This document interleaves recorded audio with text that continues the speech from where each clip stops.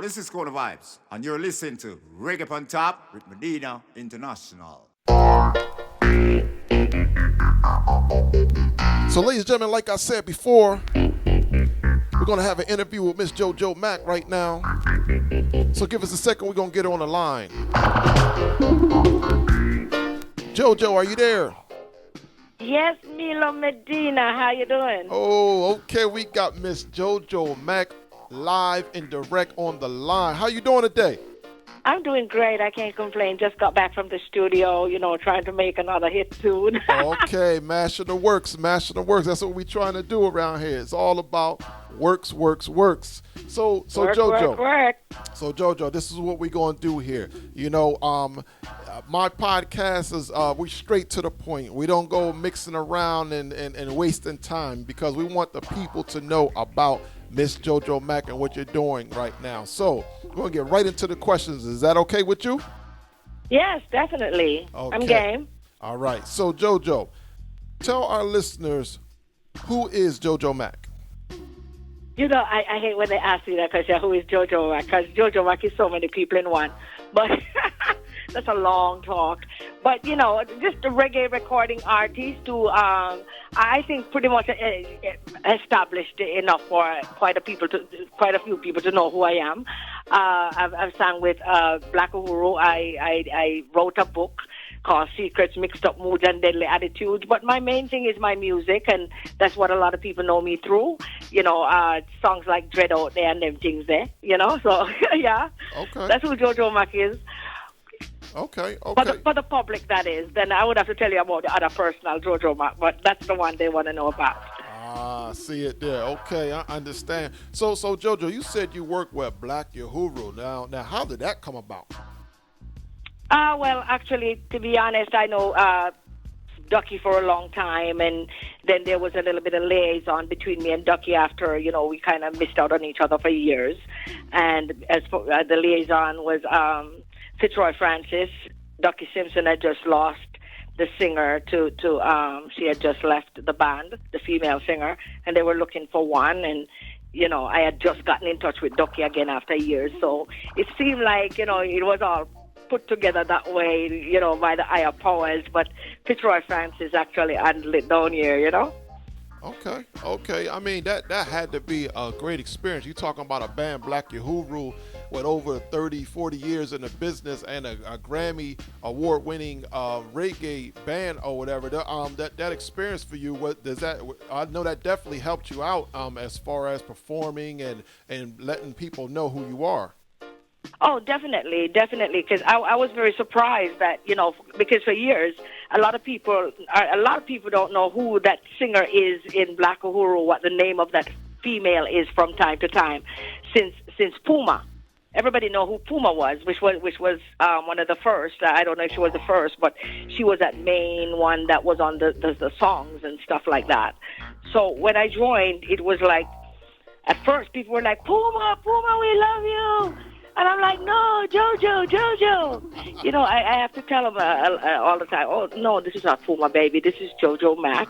And they seem to pick up real fast. I think maybe some of them probably Google me and everything then and see who I was, because after a while being on with the band, people were calling my name and screaming my name. And, I remember going to we did a show down in Florida last year, May, which was shortly before I left the band. And when we got off stage, everyone was screaming, Black Uhuru, Black Uhuru, Black Uhuru. And I was so surprised when I heard everybody going, Jojo. And I'm like, oh my gosh, they really know who I am. And, it was a great experience. Oh, that's a good thing. I know that has to be a good feeling when your name is getting called out like that, because a band like that has followers. So that's a lot of people. Yeah, and for them, I didn't even expect. And women, the men and the women were bringing gifts. They were bringing, they were bringing rings and stuff like that, pieces of jewelry and stuff for me when I'm on stage. And I found that very interesting because, women don't gravitate to women as much, but they were all about me. Okay. So real quickly, Jojo, let's take it back to the beginning. Before Black Uhuru, before anything, when did Jojo Mack know that she had the talent to sing? Since I was about 3 years old and went to church and cried, and because they wouldn't let me sing that Sunday. So every Sunday I was singing in church since I was 3 years old. Jesus loved me, this I know, and all of that, And so I grew up singing in church, and I knew I wanted to be a singer at some point. But at first, I think I really wanted to be a teacher or something. And then I wanted to be like a newscaster.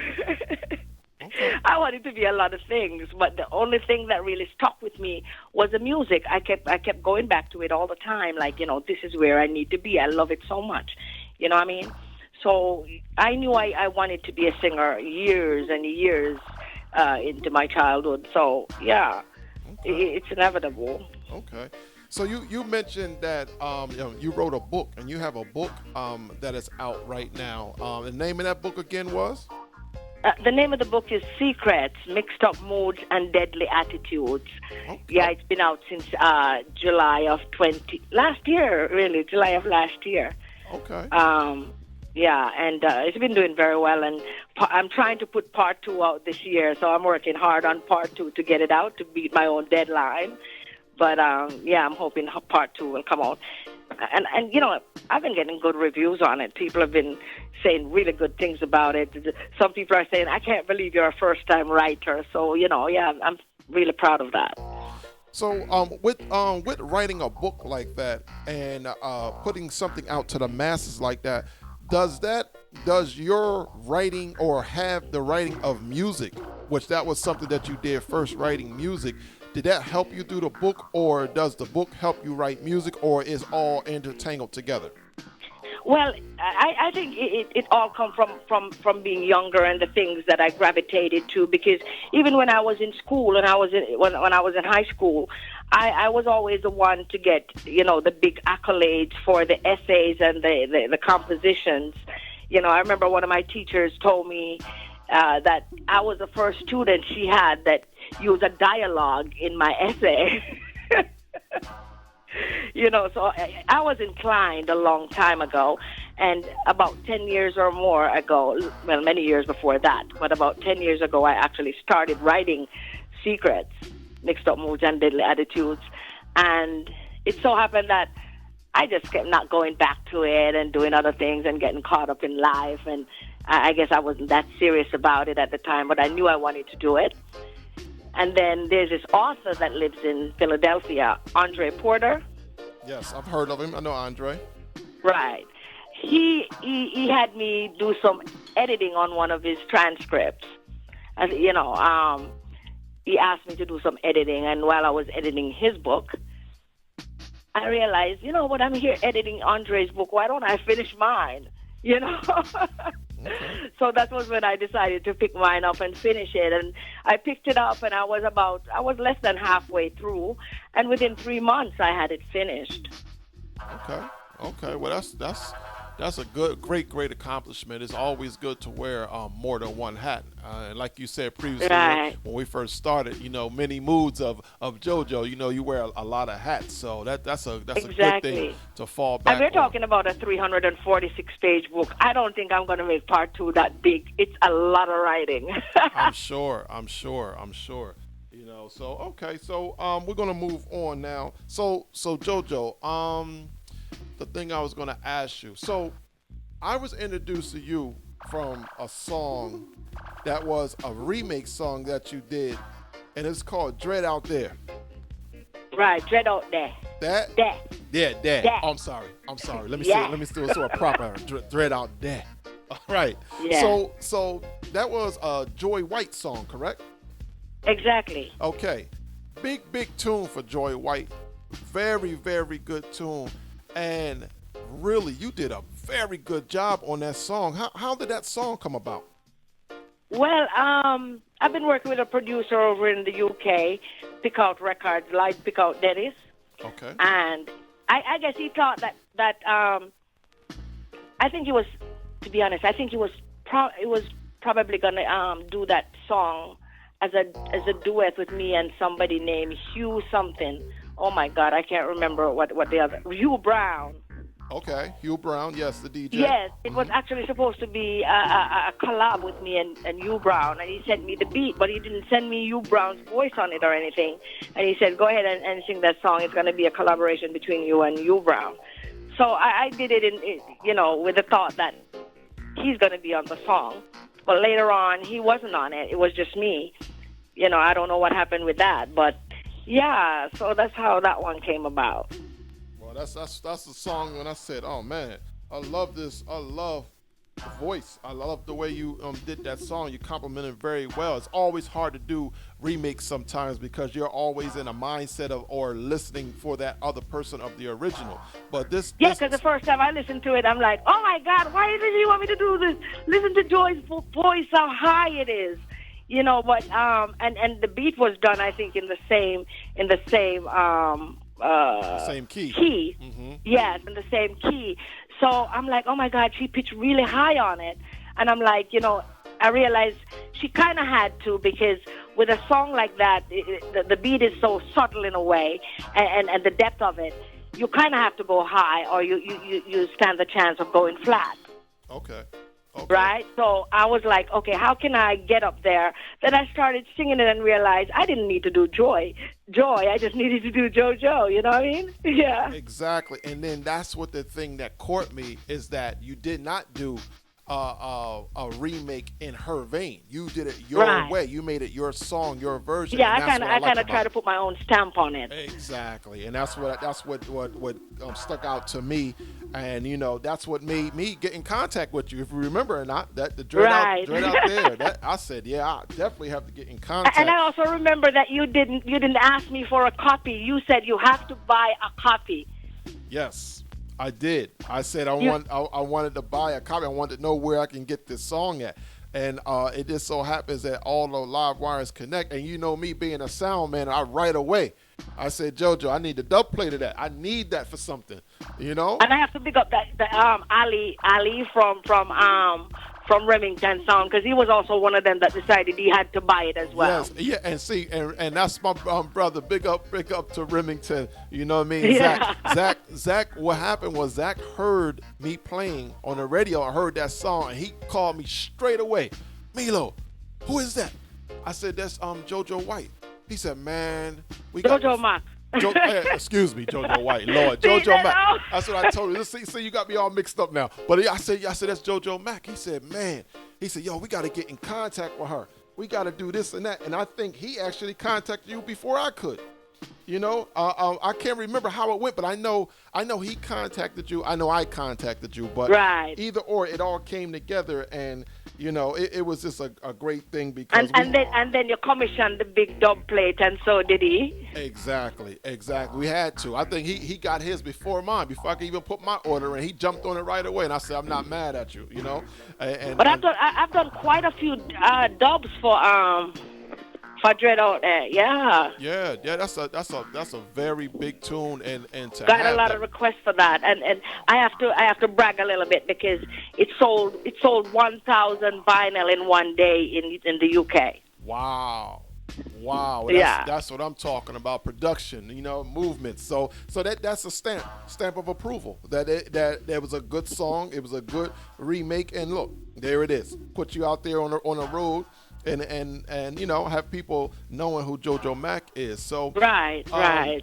So for people who don't know, me and Jojo now, it's been like a year or so, a little bit over a year now that we've been connected as friends, and most of the time you have people in the industry when you have a artist, and especially when you're dealing with soundmen or whatever, is that it's just a musical thing, and you don't get no further than that. But what I can say for me, from our crew over here at Medina International, in conjunction with Jojo Mac. I said it again. I think I'm gonna say it one more time before the end of the show. So, but Jojo Mac was almost like instant family. It's like instant. It's true. Like instant family, and you don't get that in this industry like that. It's something that we cherish, and we have done a poetry series, poetry and R&B series, And Jojo actually came on the strength of just a friendship and said, Milo, I'm available that day. Put me on the bill. We put her on the bill. She closed the show and tore the place up. The place was ram-packed from front to back. Oh, you're so kind. Front to back. It was a wonderful show, I must say. We should do it again, Milo. Oh, we definitely gonna do it again. When this weather breaks or whatever, we're gonna go back again because they need to see JoJo again. JoJo Mac. That's what it's all about right now. So right now, JoJo, in your opinion, the status of reggae right now. In your opinion, what is the status of reggae in the world right now? Would you say that it's growing and growing? Would you say it's a little stagnant? Would you say is reggae getting its just due in these days and times? What is your opinion on that? I think reggae is always growing, and you're going to have naysayers because maybe the newer people in the music are changing it a little bit. But, change is good sometimes. I hear them say we're not making authentic reggae anymore. But, times have changed. We have different ears now. We're talking to millennials now. You know what I mean? Yes, I understand. That's who are out there listening to the music and not just listening, but going out and buying it and stuff like that. And we have to cater to them as well as to the older folks who are complaining that the music not authentic no more. Right. But I think reggae is in a good place. Everybody is remixing. It's only the people in reggae not in a good place. I understand. Now, JoJo, I know you two to be also a person that's like an involved person. You're involved in your community. You're involved in, and believe it or not, people, I never even knew that JoJo Mac is based 5 minutes away from me. Here I am in South Jersey, and she's right in Philadelphia, and I never knew that. Right. And that is so crazy. Like till we link up, right? Until we link up, that blew my mind. I said, "Yo, you right underneath me," and I didn't know that. So that was a funny thing when I found out that. But like I say, you're a conscious person. You're involved in your community. We've talked earlier. If people don't know, JoJo is from Jamaica, of course, as you can hear, and she's based. She was based and really lived in down in Florida for some time, but really her area is the DMV area, the DC area. Right. That's where I go for Christmas and Thanksgiving and all of that. Okay, and you put your work in those streets on there as far as shows and bringing other artists in and things of that nature. And with all that being said, so since you're a person that comes from that type of involvement of the industry in so many years. Yeah, because I've been involved in all aspects of the music. I've actually produced, which I'm kind of leaving that alone because I think later on when I'm not singing anymore, I'll probably do more of that. But I've produced, but on top of just producing a record, I produced many concerts and stuff like that. We used to run one of the biggest clubs in D.C., and then I had a hair salon in D.C. that we turned into a saloon at nights, and we used to have the biggest bashment party every Friday night. Block the place that was known all over D.C. So DC people know me as a singer. They know me as a club owner and all of that stuff. I own my salon and I run things, They know me as a run things kind of girl. Okay. And I always, like you said, the community thing, I really involved myself with that. Okay.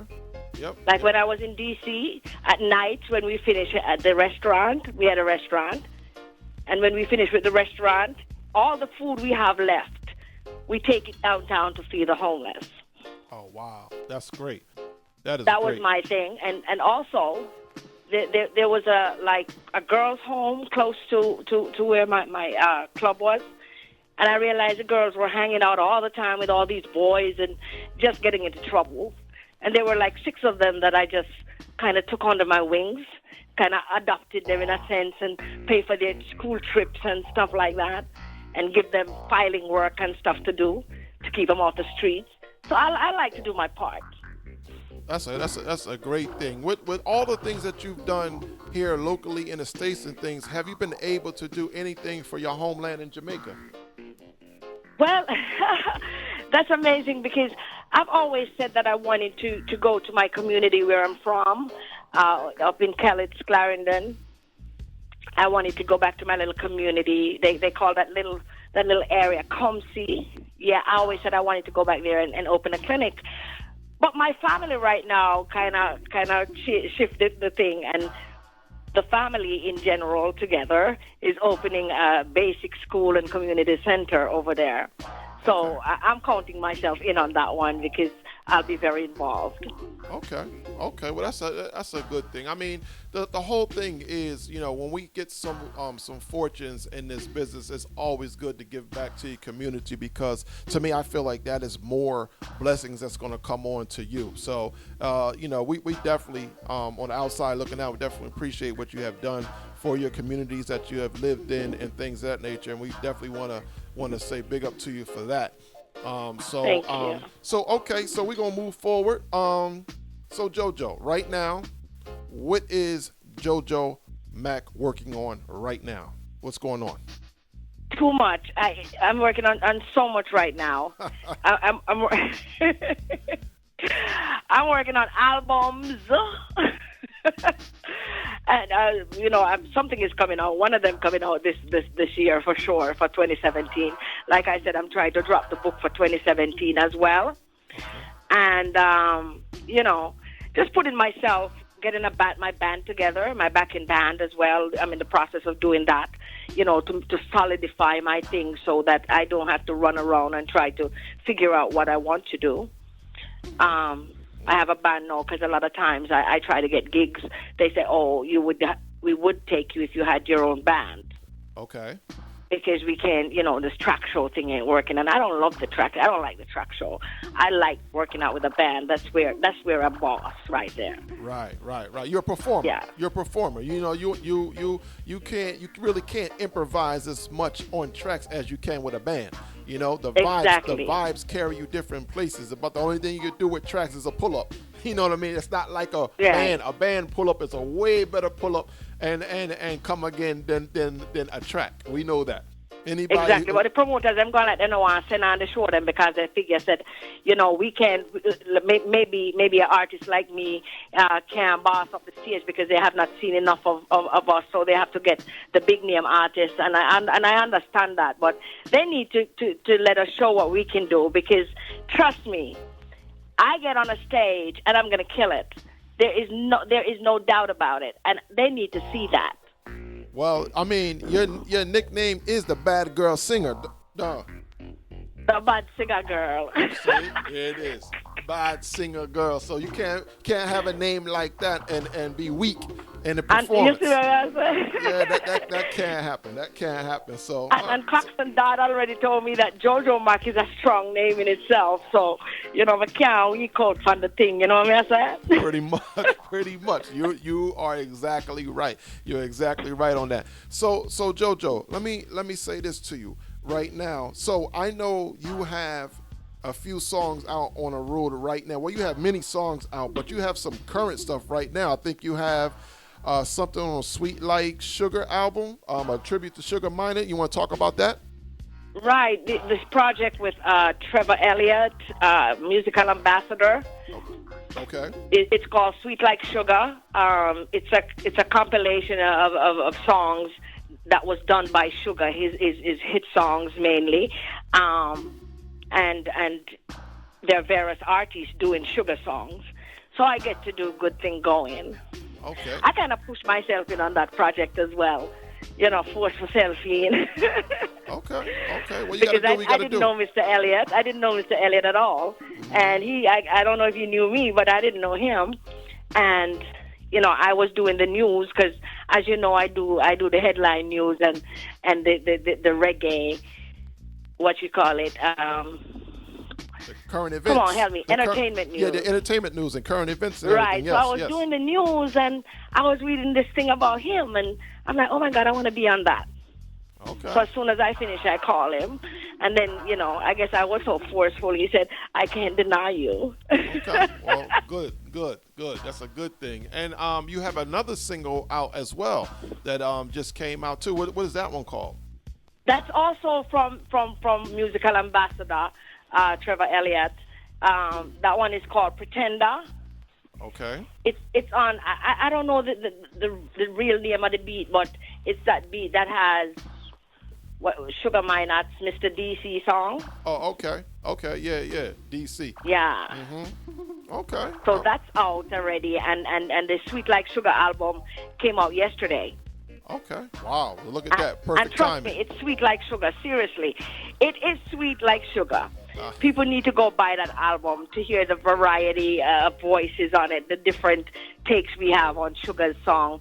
Because I think Sugar Minot was an unsung hero in the business as well. I don't think he got his accolades because he was so good. No, you know what? That is very, very true. It's almost like he got lost between all of the other big names, but he was such a solid person. Came from the sound system era and went through and did so much production and brought us so many great For other talent. artists, was one of those people who look out for other artists. Exactly. I mean, you don't have too many of that except for Bounty Killer and a few other people. Right. If it wasn't for him, we would have never heard of Tenor Saul. Right. There you go. You know, so I mean, that alone, if you want to stop with that name alone, Tenor in such a short time made so many hits, you know, and Sugar was a guy who gave him that opportunity and pushed him up the forefront. So we want to say big up Sugar Minot. And you know what? Sugar Minot is definitely special to me too, because you know, me and him share the same birthday, May 25th. Oh yeah? Yes, we do. So that just let me feel like, you know, great people were born on that day. You know, great people were born I'm a on July girl. Okay, well, you know, my mom is July and my brother, you know, my Cancers, you know. I don't know if you're a Cancer or a Leo, but, you know.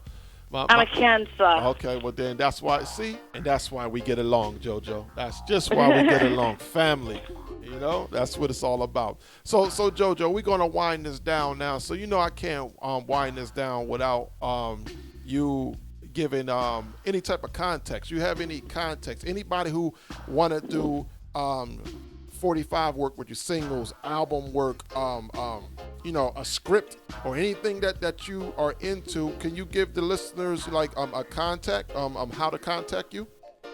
Well, I could say Google me because I'm all over that. But there's JojoMacMusic.com. There's I'm on Facebook, Jojo Mac 11. What else again? You can contact Elizabeth for shows or something like that, or you know, it's a money making thing. Then you can contact Elizabeth on Facebook, Elizabeth McCleary, or myself, or you know, there's a phone number as well, 215-224-2078. So you know, just go on Google and find me, or also. Let me see which one to give you now. JojoMacBookings@gmail.com. Okay. So there's so many. Just Google me and you can find me anywhere. You know, there's an inbox for almost every darn thing. That's true. Well, people, there you have it. You have all the context if you want to get in contact with Jojo Mac. I really appreciate this interview. You know, such short notice, and you made time for me, so I definitely appreciate this, Jojo. Yes, thank you so much, Milo. Always a pleasure, my friend. No problem. Well, before we leave, I have to say to you now, this is your time now. If you want to give out any type of shout-outs or anything, this is your time. Yeah, I just want to say big up to all my fans and all the people who support me in the music and however you support me. And if you haven't started yet, go check my music out. Go check everything out, and become a supporter or a fan if you like the music. You know, I hate to use the word fan, but yeah, please go out and check me out, and you know, hit up a girl and call her for a show or something. You understand? And thanks to everyone listening right now. You know, for being here. Thanks a million. Well, all I can tell you is, Jojo, here at Reggae Pon Top Podcast, we want to say again, thank you so much for your time. And you know, me and you are different. We're family. So whenever you want to come back and you want to tell us what's going on with you later on in the year, or what any new events that might happen, you know, all you have to do is just give me a call and we'll sort it out and link it up straight. But you know, Milo, I'll call you for nothing. I know you do, and that's a good thing about it. So, Jojo, I want to definitely say thanks again. I want you to have a good evening, and we will check you out later in the year. And people, don't forget, Sweet Like Sugar is in stores right now. So go get the album, support JoJo Mack, and look up online, Google JoJo Mack, and support her music. Yes, and there are a few things coming out this month as well. So a couple of other things coming out this month. So just keep your eyes out and support the cause and help build up the female artists them, because, we've always been in the background. So we'd like a little push, and you are the ones to do it. And that's what we're going to do. Exactly. And we're going to leave it right there. JoJo Mack, everybody, on the Reggae Pon Top Show. JoJo, you have a good evening. You too. Mwah. Bye. So, ladies and gentlemen, there you have it. JoJo Mack on the Reggae Pon Top Show. I want to say that, great things is going to happen with her in the near future. And, we're just going to be here to support